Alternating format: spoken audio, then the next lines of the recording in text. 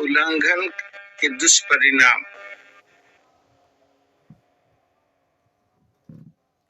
जितने भी हम जब फिर यीशु मसीह पर विश्वास करते हैं, हम लोग जानते हैं कि इस संसार में सभी जगह सभी समय बाइबल वचन का प्रचार हो रहा है। सभी जगह और सभी समय कहीं न कहीं बाइबल वचन का प्रचार हो रहा है, और ये वचन इसलिए हो रहा है कि सभी लोग आशीष को पाए। किंतु परिस्थिति ऐसी है कि हम बहुत बार सब कुछ जानते हुए भी और समझते हुए भी हम परमेश्वर के विरोध में चलने लगते हैं और हम विनाश की ओर बढ़ते हैं। उन्हीं बातों पर आज की सवेरे हम मनन करेंगे। सबसे पहले हम लोग वचन पढ़ेंगे व्यवस्था विवरण 28 का 1 और 15 को। व्यवस्था विवरण 28 अध्याय का 1 और 15।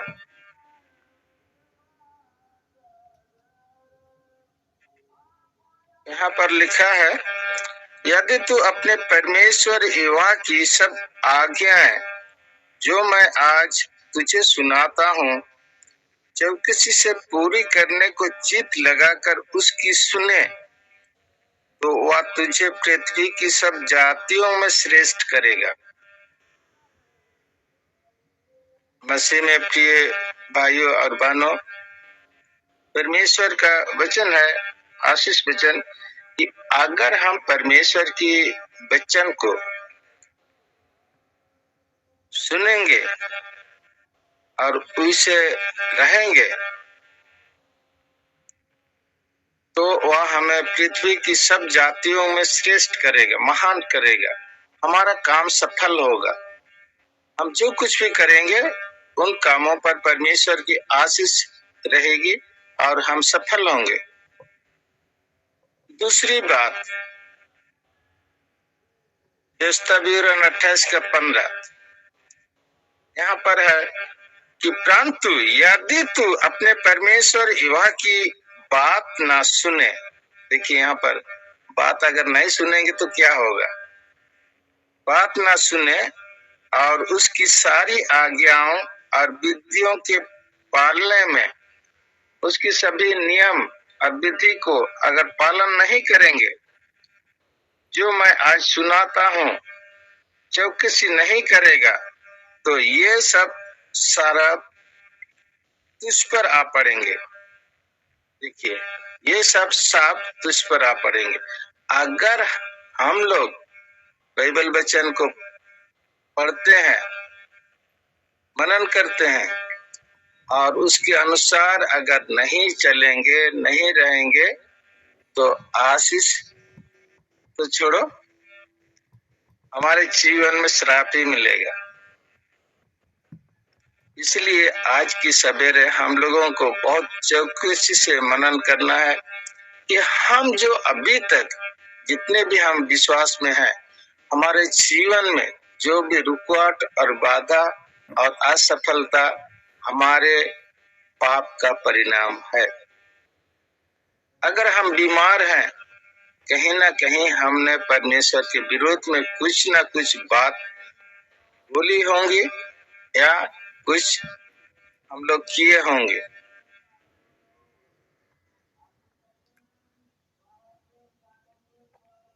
क्योंकि हमारा पड़ोसी, हमारा विरोधी शैतान, वो तो इसी खोज में रहता है कि हम लोगों का जीवन को नष्ट करे।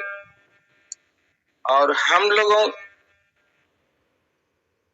के जीवन में अगर इस प्रकार की समस्याएं हैं, तो हमें आज की सवेरे वचन को जब हम लोग मनन करेंगे, तो एक एक बात को समझने के लिए कोशिश करें और जाने अपनी गलतियों को। जब तक हम अपनी गलती को नहीं जानेंगे, सुधरेंगे कैसे?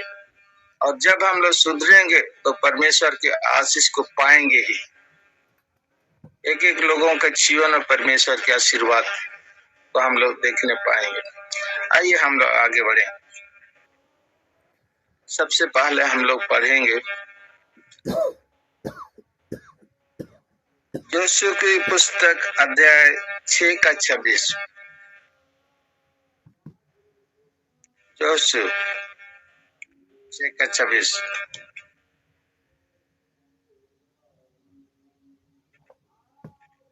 ये आप लोग नोट करते जाइए, बार बार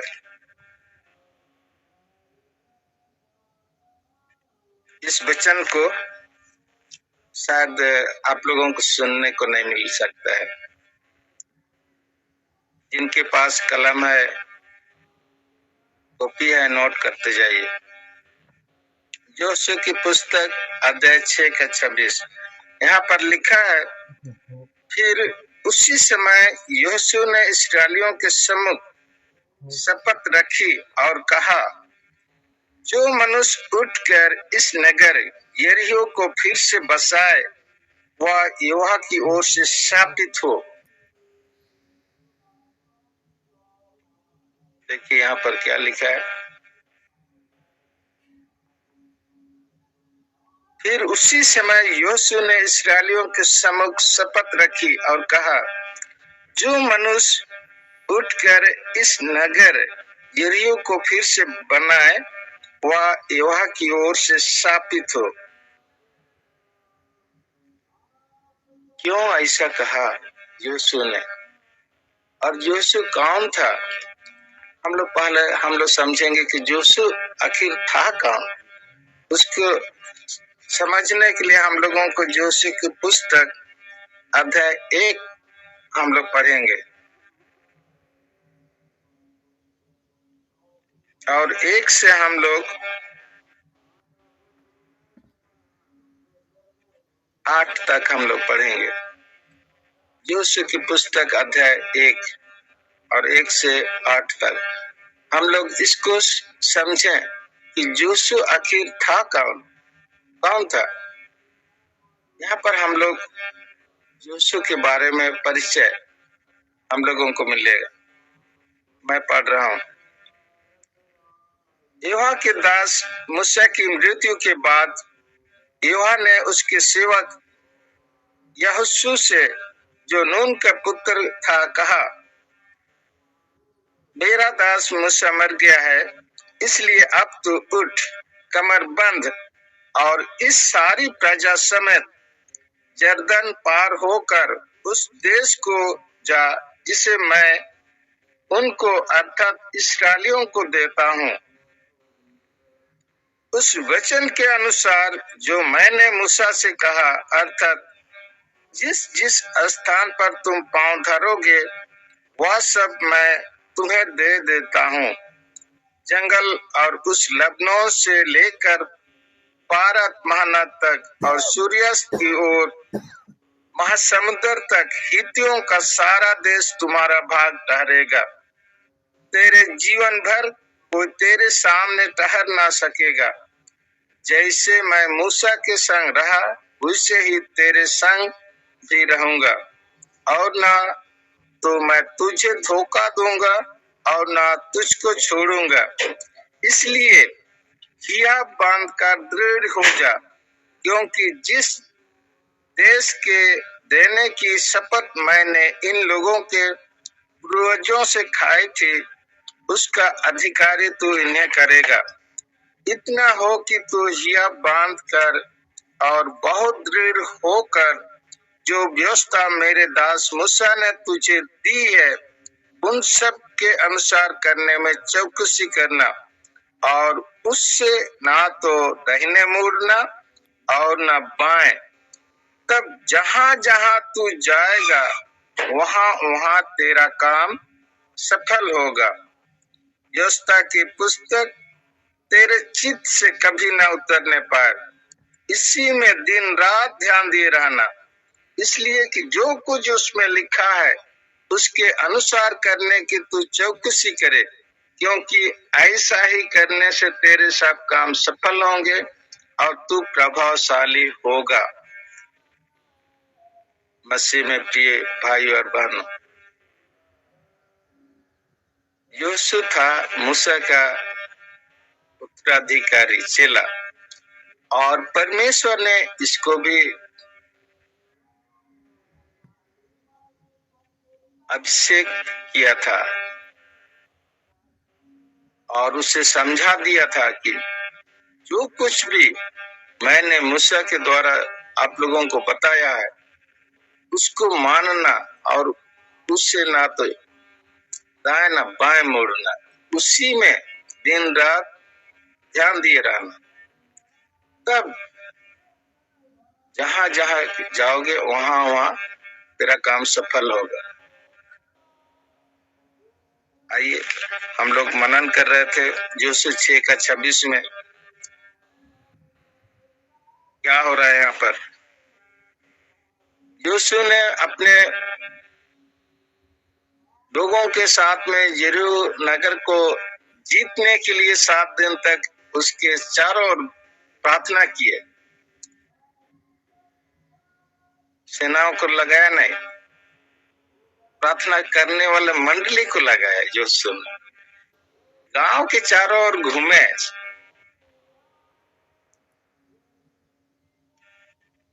और 7वां दिन दीवार अपने आप गिर गया और उस यरीहो को यूसुफ ने अपने अधिकार में लेने के बाद में सब कुछ को परमेश्वर की आज्ञा के अनुसार नष्ट करने के बाद में यूसुफ ने फिर प्रार्थना की। और क्या प्रार्थना की? फिर उसी समय यूसुफ ने इस्राएलियों के सम्मुख शपथ रखी और कहा, जो मनुष्य उठकर इस नगर यरीहो को फिर से बनाए वह यहोवा की ओर से शापित होगा। क्यों? क्योंकि उस नगर को नष्ट करने के लिए 7 दिन तक प्रार्थना किया था परमेश्वर से। दीवार गिरा, अपने आप गिर गया था।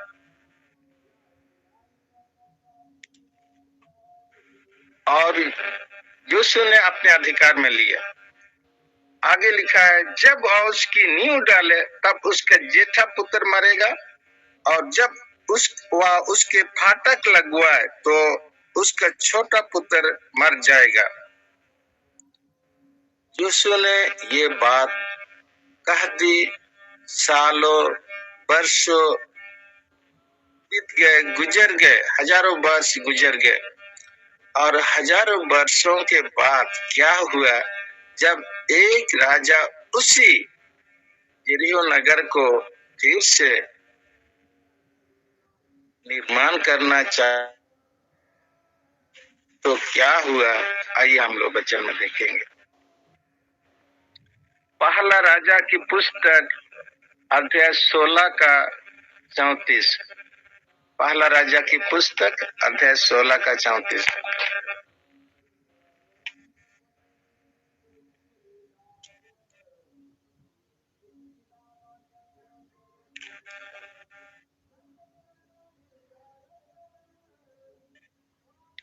यहाँ पर वचन में लिखा है,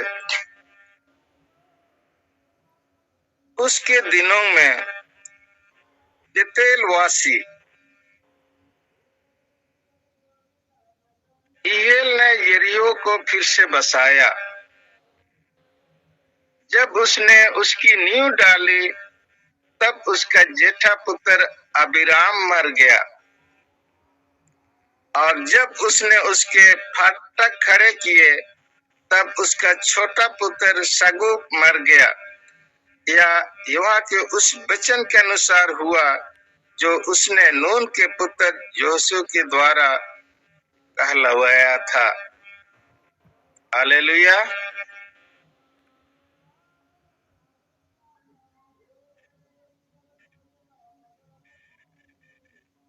आप लोग ध्यान से सुनिए और देखिए वचन। कब योशू ने बोल दिया था ये बात और कब घटी, और सही घटा। जो जो बातें यीशु ने कहा था वही हुआ। मसीह में प्रिय भाई और बहनों, हमारे जीवन में हम जो सुबह से शाम प्रार्थना करते हैं, वचन सुनते हैं, अगर हम परमेश्वर पर वचन को अनसुनी करेंगे और उसके नियम के अनुसार नहीं चलेंगे, तो क्या आप लोग सोच रहे हैं कि हम लोग तो रोज संगति करते हैं, परमेश्वर हम लोगों को बचाएगा, हमें आशीर्वाद देगा? हमारे जीवन में भी तकलीफें आएंगी अगर इस प्रकार की गलती करेंगे तो। इसलिए अभी समय है उस वचन के अनुसार जिसे परमेश्वर ने यीशु से कहा था, इसी में दिन रात ध्यान दिए रहना। हम लोगों को बाइबल वचन को पकड़ के टस न मस होना है, हम लोगों को उसी पर अटके रहना है। प्रभु यीशु मसीह के पैर को पकड़ लेना चाहिए सवेरे के समय में, उसके हाथ को पकड़ लेना चाहिए, उसके अंचर को पकड़ना, कपड़ा को पकड़ना। प्रभु आपसे मैं अलग जुदा नहीं होऊंगा, मैं आप ही के साथ रहूंगा। क्योंकि अगर हम लोग वचन से अलग हो जाते हैं, प्रभु से अलग हो जाते हैं, तो हमारे जीवन में समस्याएं आएंगी। जैसा यीशु ने यरीहो नगर के बारे में कहा दिया, हजारों वर्षों बीता, किंतु जब राजा हिजकिय्याह ने उसको फिर से बनाना चाहा तो उसका परिवार को खोना पड़ा, उनके बच्चों को खोना पड़ा। वचन यहाँ पर लिखा है, मैं नहीं, वचन यहाँ पर बता रहा है। हम लोग पहला राजाओं की पुस्तक अध्याय 16 का 34 में पढ़ रहे हैं। क्या हुआ जब उसने उस नगर की बाउंड्री किया, फिर उसके फाटक लगवाए, तो क्या हुआ? उसकी नींव डाली तो मैं पढ़ रहा हूं, उसके दिनों में बेतेल वासी हिजकिय्याह ने यरीहो को फिर से बसाया। जब उसने उसकी नींव डाली तब उसका जेठा पुत्र अबीराम मर गया। हालेलुया। और जब उसने उसके फाटक खड़े किए तब उसका छोटा पुत्र सगूब मर गया। या उस वचन के अनुसार हुआ जो उसने नून के पुत्र यहोशू के द्वारा कहलाया था। वचन काम करता है, समय लग सकता है, किंतु काम पूरा होता है। जब यीशु मसीह ने कहा है, उस बात को भी आप लोग याद कीजिए, आकाश और पृथ्वी टल सकते हैं, टल जाएंगे, किंतु मेरी बातें पूरी हुई बिना कभी न टलेगी। क्यों प्रभु यीशु मसीह ने ऐसा कहा? क्योंकि खुद परमेश्वर है और खुद परमेश्वर थे, जानते थे इन बात को। हालेलुया। आइए आगे हम लोग मनन करेंगे। दूसरा राजाओं की पुस्तक 2 का 19 से हम लोग देखेंगे। आज इन्हीं बातों पर हम लोग मनन करें। दूसरा राजाओं की पुस्तक 2 का 19। हम लोग यरीहो नगर के बारे में और थोड़ा सा अध्ययन करते हैं। 2 का 19 में क्या लिखा है? दूसरे राजाओं की पुस्तक 2 का 19 में, उस नगर के निवासियों ने एलीशा से कहा, देख यह नगर मन भावना स्थान पर बसा है, जैसा मेरा प्रभु देखता है, परंतु पानी बुरा है और भूमि गर्भ गिराने वाली है। देखिए, यरीहो नगर श्रापित नगर है, वहां का पानी खरा है और भूमि गर्भ गिराने वाली है। वहां पर जो कोई भी रहेगा उनके संतान नहीं होंगे।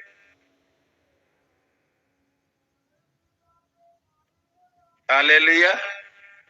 अभी प्रियो, बहुत बार बहुत सारे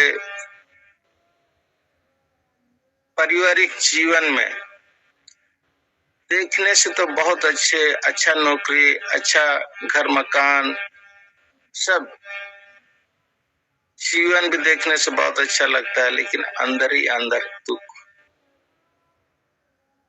बच्चे नहीं है, परेशानी, ये सब समस्याएं क्या है? हम लोगों को उन सभी बातों को भी समझना चाहिए, क्योंकि ये सब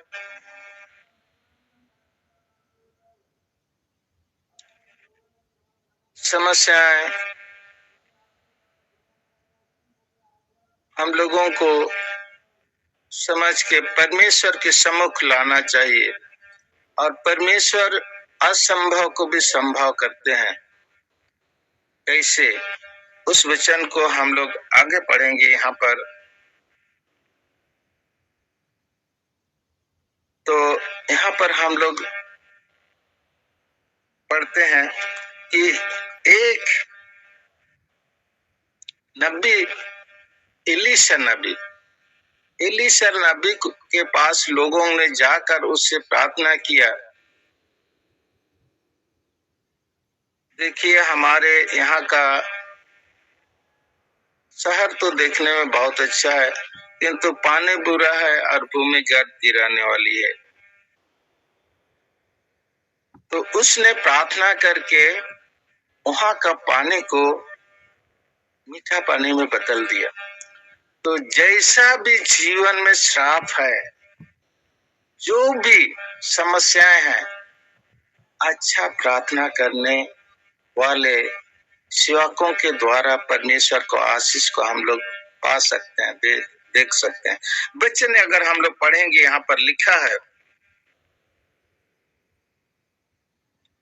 20 से 22 मैं पढ़ रहा हूं, उसी का दूसरे राजाओं की पुस्तक 2 का 20 से 22। उसने कहा, एक नए प्याले में नमक डालकर मेरे पास ले आओ। वह उसे उसके पास ले आए। तब वह जल के सोते के पास निकल गया और उसमें नमक डालकर कहा, युवा यूं कहता है, मैं यह पानी ठीक कर देता हूँ, जिससे वह फिर कभी मृत्यु या गर्द गिरने का कारण ना होगा। एलीशा के इस वचन के अनुसार पानी ठीक हो गया और आज तक ऐसा ही है। हालेलुया। परमेश्वर जो करता है, कुछ देर के लिए नहीं करता, तो परमानेंटली करता है। हालेलुया। परमेश्वर जो भी काम करता है परमानेंटली, छुटकारा और चंगाई परमानेंटली।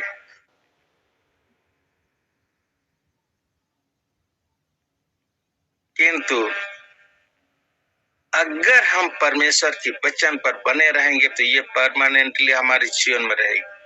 अगर हम लोग वचन के विपरीत चलेंगे तो फिर समस्या आएगी, उससे भयंकर समस्या आएगी। इसलिए परमेश्वर का भय को एक एक लोगों को मानना चाहिए।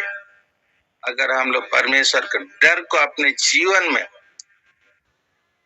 नहीं समझेंगे तो हमारा जीवन में परेशानी इसी तरह से रहेगी।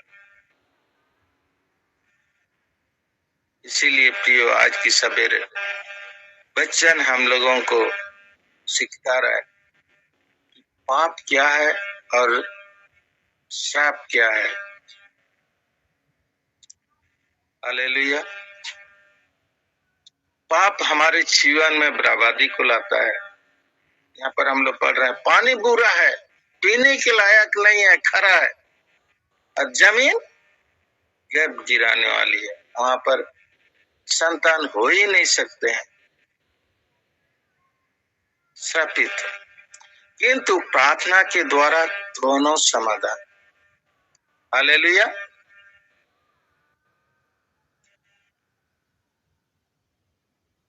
आइए हम लोग वचन को आगे पढ़ेंगे। निर्गमन की पुस्तक 22 का 26। निर्गमन की पुस्तक 23 का 26 को हम लोग पढ़ेंगे।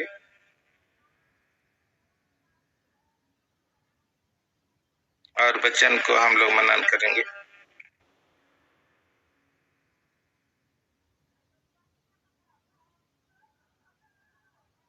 यहाँ पर लिखा है, तेरे देश में ना तो किसी का गर्भ गिरेगा और ना कोई बांझ होगी, तेरी आयु मैं पूरी करूंगा। हालेलुया।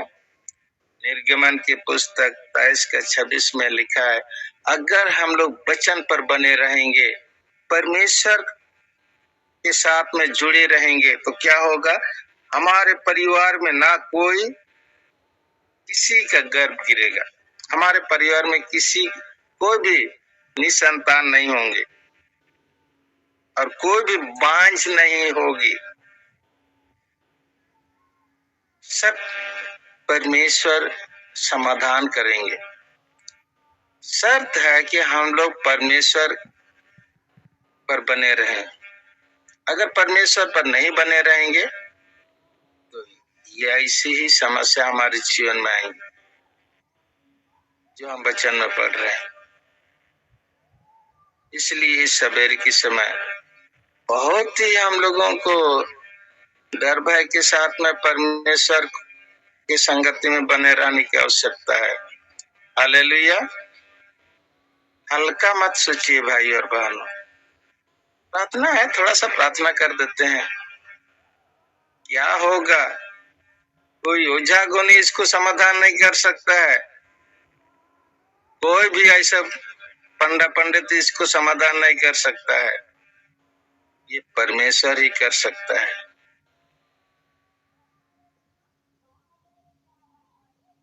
इसलिए प्रिय भाई और बहनों, इस सवेरे के समय वचन को अच्छी तरह से समझने की कोशिश करें।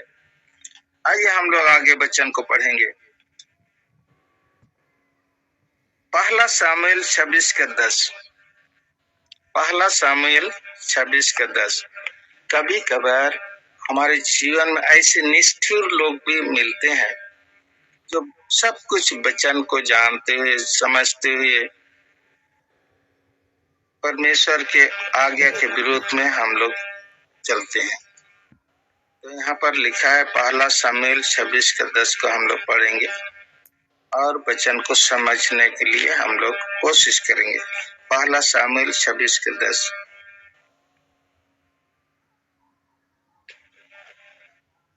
फिर दाऊद ने कहा, यहोवा के जीवन की शपथ, यहोवा ही उसको मारेगा, या वह अपनी मृत्यु से मरेगा, या वह लड़ाई में जाकर मर जाएगा। दाऊद ने किसके बारे में कहा है ये बात? दाऊद साउल के बारे में। और दाऊद को मौका है, अगर चाहता तो साउल को आसानी से मार सकता था। और अपने सेनापति, अगर आगे हम लोग पढ़ेंगे 8 में, उसी वचन का, पहला सामुएल 26 का 8 में हम लोग पढ़ेंगे। तब अबीशै ने दाऊद से कहा, परमेश्वर ने आज तेरे शत्रु को तेरे हाथ में कर दिया है, इसलिए अब मैं उसको एक बार ऐसा मारूंगा कि भला उससे बेदता हुआ भूमि में धंस जाए और मुझको उसे दूसरी बार मारना ना पड़ेगा। दाऊद ने अबीशै से कहा, उसे नष्ट ना कर, क्योंकि यहोवा के अभिषेक पर हाथ चलाकर कौन निर्दोष ठहर सकता है।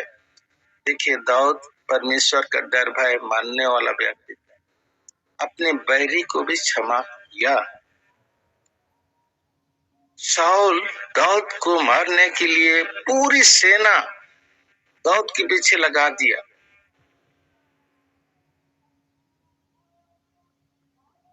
और एक दिन ऐसा भी नौबत आए कि साउल सो रहा था अपने सेनाओं के साथ में, और चारों तरफ उसके सैनिक थे, बॉडीगार्ड थे, और परमेश्वर उनको ऐसी गहरी नींद में डाल दिया।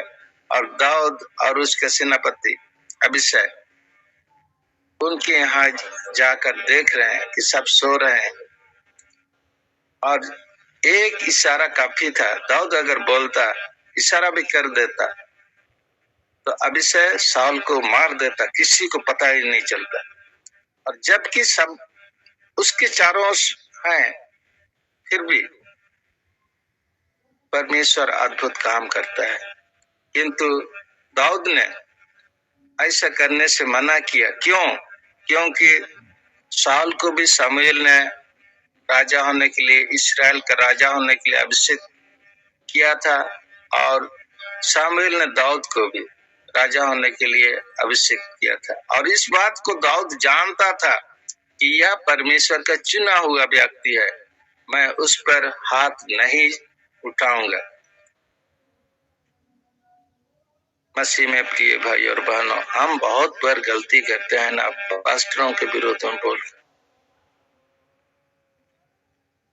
कोई भी पास्टर कुछ भी करते हैं, हम लोग पाप करते हैं। मैं भी कभी कभार बोलता हूँ, उड़ाते हैं। तो हमें ऐसा नहीं करना चाहिए।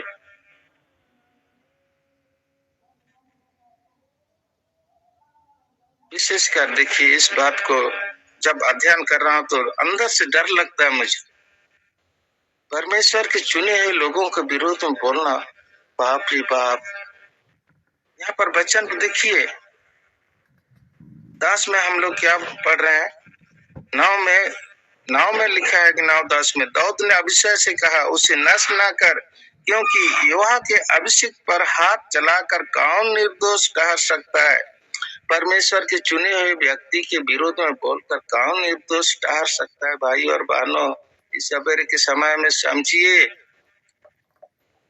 जैसा भी है पास्टर, नहीं बोलना चाहिए भाई। अगर बोलेंगे तो क्या होगा? हम लोग अध्ययन कर रहे हैं। अगर कुछ भी कर रहा है तो तरीका से उसको समझाना चाहिए, पास्टर जी ऐसे नहीं होना चाहिए था, ऐसे बताना चाहिए सामने। और पास्टर नहीं सुनेगा तो क्या होगा? पास्टर खुद जिम्मेवारी होगा। फिर आगे वचन लिखा है, फिर दाऊद ने कहा, यहोवा के जीवन की शपथ, यहोवा ही उसको मारेगा, वह अपनी मृत्यु से मारेगा या लड़ाई में जाकर मर जाएगा। अगर गलत कर रहे पास्टर, अगर उसको बताने के बावजूद भी नहीं सुधर रहे हैं तो छोड़ दीजिए, परमेश्वर उसका न्याय करेगा। बहुत हमें इस बात को समझने की आवश्यकता है। कोई भी व्यक्ति, केवल पास्टरों के लिए नहीं, विश्वासियों के लिए भी, अगर कोई गलती कर रहा है उसको समझाते हैं, अगर नहीं सुन रहा है तो परमेश्वर के हाथ में छोड़ दीजिए। जो करना है कीजिए, जहां जाना है जाइए। देखिए कुछ दिन के बाद क्या होता है उस व्यक्ति के जीवन में। अंत में अगर आगे पढ़ेंगे तो शाऊल क्या हुआ, शाऊल का जीवन का अंत कैसा हुआ, हम लोगों को पता चलेगा। दाऊद ने तो कह दिया कि परमेश्वर ही उसको मारेगा या लड़ाई में मर जाएगा, बोल दिया। क्योंकि दाऊद परमेश्वर का चुना हुआ व्यक्ति था और अपने ही सहयोगी बोले, या तो वो भी शाऊल के बारे में बोल दिया कि परमेश्वर उसको मारेगा। आगे क्या होता है हम लोग पढ़ेंगे। पहला शामूएल 30 का 1 से 5 तक अगर पढ़ेंगे तो यहाँ पर पूरा बात सामने स्पष्ट होते हुए हम लोग देखेंगे। 30 का 1 से 5, पहला शामूएल 30 का 1 से 5।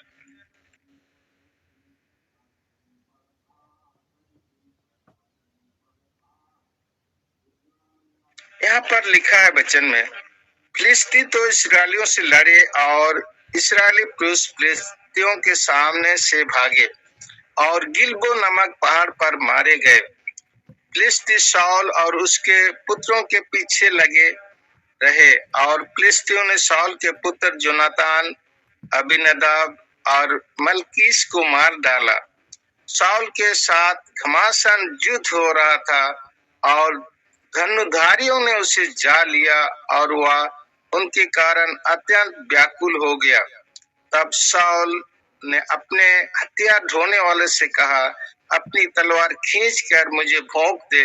ऐसा ना हो कि वे खतना रहित लोग आकर मुझे भोंक दें और मेरा ठट्टा करे। परंतु उसके हथियार ढोने वाले ने अत्यंत भय खाकर ऐसा करने से इनकार किया। तब शाऊल अपनी तलवार खड़ी करके उस पर गिर पड़ा। यह देख कि शाऊल मर गया, उसका हथियार ढोने वाला भी अपनी तलवार पर आप गिरकर उसके साथ मर गया। देखिए, यहाँ पर हम लोग पढ़ रहे हैं, दाऊद ने कह दिया परमेश्वर उसको मारेगा। यहाँ पर हम लोग सुने कि शाऊल की मृत्यु कैसे हुई, खुद मर गया। ऐसा तो नहीं होना चाहिए था एक राजा होने के नाते। इस्राएली का राजा ने आत्महत्या की, यहूदियों का राजा ने आत्महत्या की। क्यों ऐसी नौबत उसके जीवन में आई? क्योंकि वह परमेश्वर से भटक गया था, परमेश्वर के नियम का उल्लंघन किया और अंत में इस तरह की मृत्यु उसको देखनी पड़ी। मसीह में प्रिय भाई और बहनों, अब भी समय है, वचन को समझिए, मनन कीजिए और वचन पर बने रहिए। कहीं ऐसा ना हो कि आपके जीवन में भी इस प्रकार की नौबत ना आ जाए। हालेलुया। आगे हम लोग वचन को पढ़ेंगे। मरकुस 13 का 1 से 2, यहाँ पर हम लोग वचन को पढ़ेंगे। प्रभु यीशु मसीह ने क्या इस प्रकार की बातों को बताया है? क्या इस प्रकार की शिक्षाएं दी है क्या, या नहीं दी है? बहुत प्रचारक लोग बोलते हैं, अरे ये सब तो पहले जमाना में होता था। कब होता था? वो जो नबी लोग थे उस समय। अभी तो प्रभु यीशु मसीह आने के बाद वो सब बात तो खत्म हो गया। अभी तो हम लोग हालेलुया बोल देंगे तो सब बच जाएंगे। धोखे मत खाओ भाइयों और बहनों, धोखा में मत रहो, सच्चाई को जानिए, वचन को समझिए और उपदेशकों को परखो। कौन खरी बात बताता है, कौन झूठी बात बताता है। आजकल सब क्या क्रीम बिस्किट खाते हैं बच्चे, जिस पर क्रीम लगा रहता है ना उसको खाते हैं, और ग्लूकोज को नहीं खाता है क्योंकि वो थोड़ा कड़ापन रहता है। क्रीम बिस्किट सब खाते हैं। जो मीठा मीठा जो बात अच्छा सुनने में लगता है ना, लोग उसी की ओर भागते हैं, सच्चाई को छोड़ते हैं। इसलिए मैं बोल रहा हूँ कि सच्चाई को पकड़िए, आपका जीवन सुरक्षित रहेगा, आपका परिवार सुरक्षित रहेगा, आपके काम सफल होंगे। आइए हम लोग वचन पढ़ते हैं। मरकुस 3 अध्याय का 1 से 2। मरकुस 13 अध्याय का वचन 1 से 2 हम लोग पढ़ेंगे। यहाँ पर लिखा है, जब वह मंदिर से निकल रहा था तो उसके चेलों में से एक ने उससे कहा, हे गुरु, देख कैसा विशाल पत्थर और कैसे भव्य भवन है। यीशु ने उससे कहा, क्या तुम ये बड़े बड़े भवन देखते हो? यहाँ पत्थर पर पत्थर भी बचा ना रहेगा जो ढाया ना जाएगा। Hallelujah, hallelujah. प्रभु यीशु मसीह ने क्या कहा? यहाँ पर पत्थर ना रहेगा जो ढाया ना जाएगा। क्यों प्रभु यीशु मसीह ने इस प्रकार कहा? क्योंकि प्रभु यीशु मसीह यहूदी समाज में जन्म लिया। प्रभु यीशु मसीह यरूशलेम मंदिर में लोगों को उपदेश देते थे। प्रभु यीशु मसीह की बातों को वहां के लोगों ने पसंद नहीं किया, अपनी बातों पर अड़े रहे। हमारा तो मूसा, हमारा तो मूसा। मूसा ने व्यवस्था दी, हमारे पुरखों को परमेश्वर ने मन्ना खिलाया, अड़े रहे और बुराई पर बुराई करते रहे। सब पाप करेंगे और मंदिर में आएंगे, भेड़ बकरी का, दूसरों का भेड़ बकरी को छीन कर लाएंगे, नियम पूरा करते थे, बलिदान करते थे, अपना नहीं। बलिदान पाप बलि देना है, दोष बलि चढ़ाना है, जो भी करना है अपना तो नहीं, जिसका भी मिला पकड़ के लाओ। क्या बोलते हैं आजकल के भाषा में, रंगबाज। बड़े बड़े लोग, गरीब लोग उनका विरोध भी नहीं कर सकते, विरोध करेंगे तो उनके साथ और क्या घटना घटेगी। उस प्रकार का जीवन जीने वाले लोग थे। और इसीलिए प्रभु यीशु मसीह ने कहा यरूशलेम मंदिर के बारे में, क्या कहा यहाँ पर हम लोग पढ़े कि यहाँ पत्थर पर पत्थर भी बचा ना रहेगा जो ढाया ना जाएगा। क्या यह बात पूरी हुई? कब हुई? आइए हम लोग वचन में देखेंगे। वचन में देखेंगे सबसे पहले दूसरा राजाओं की पुस्तक 25 अध्याय का 8 से 10। दूसरा राजाओं की पुस्तक 25 अध्याय का 8 से 10 पद हम लोग वचन को पढ़ेंगे। दूसरा राजाओं की पुस्तक 25 8 से 10।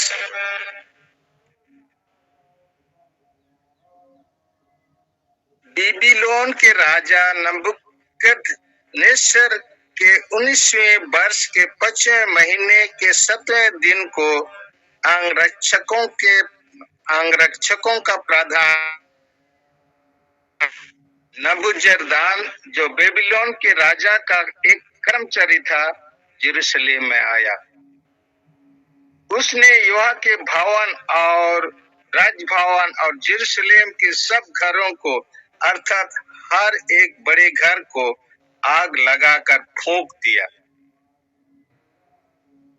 यरूशलेम के चारों ओर की शहर पाना को कसदियों की पूरी सेना ने, जो अंगरक्षकों के प्रधान के संग थे, ढा दिया। देखिए, यीशु ने कहा दिया कि पत्थर पर पत्थर ना रहेगा, और ये बात यीशु के मरने के बाद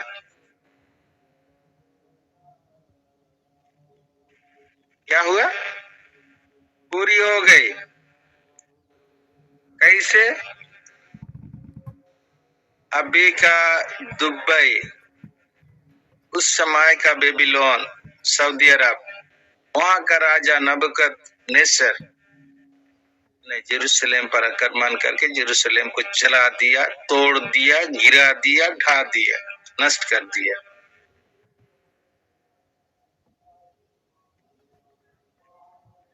देखिए भाई और बहनों, इस सवेरे के समय हमें बहुत वचन को समझने की जरूरत है, मनन जरूरत है। अगर हम परमेश्वर के वचन से भटक जाएंगे, परमेश्वर हमारे जीवन से हट जाएंगे, तो हमारे जीवन में दुख ही दुख आएंगे और हम दुख में पड़ेंगे। अगर हम लोग परमेश्वर के साथ में रहेंगे तो हमारा जीवन में आशीष ही आशीष रहेगी। अंतिम वचन को हम लोग पढ़ेंगे और आज का वचन प्रचार को मैं अंत करता हूँ। यूहन्ना रचित सुसमाचार अध्याय 15 का 7। यूहन्ना रचित सुसमाचार अध्याय 15 का 7 हम लोग यहाँ पर पढ़ेंगे और आज का प्रचार को मैं यहीं पर समाप्त करता हूँ। प्रभु यीशु मसीह ने जो बातें कही उसी को मैं फिर से दोहरा रहा हूँ। यदि तुम मुझ में बने रहो और मेरा वचन तुम में बना रहे, तो जो चाहो मांगो और वह तुम्हारे लिए हो जाएगा। हालेलुया।